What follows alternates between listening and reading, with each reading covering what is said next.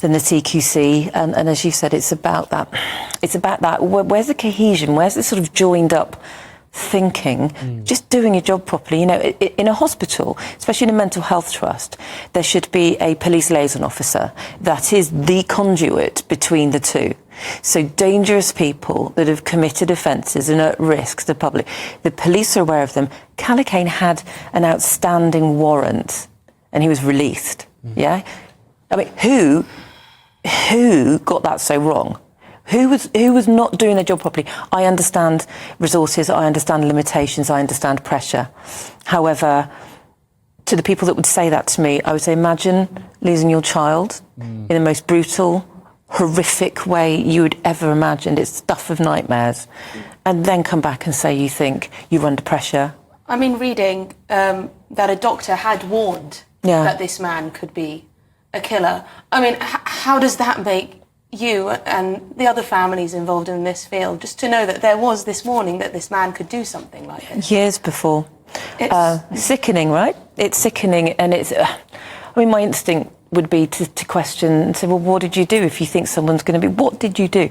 But because we weren't given the opportunity to partake in the Panorama documentary in any way, shape or form, we weren't able to put anything on camera, off camera, behind the scenes across to the team, and I think there's some very big omissions in there.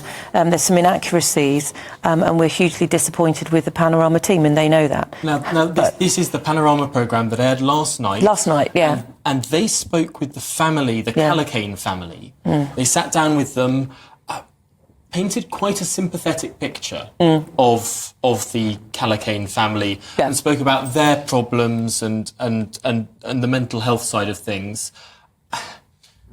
It must have been... Well, did you watch it? Were you able to see any of it? Or was it too hard? It's too brutal.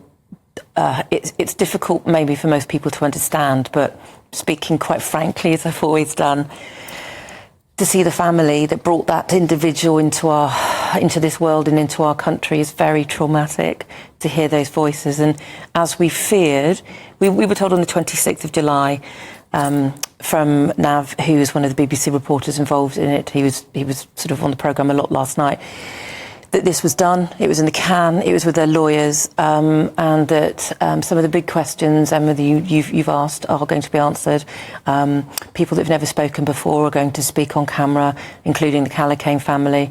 In that moment, I can remember, I was actually in the middle of Taunton Town Centre, speaking to him outside the bank, and that's when you get that feeling that, so the natural question is, OK, well, can I ask why we've not been at least made aware of this prior?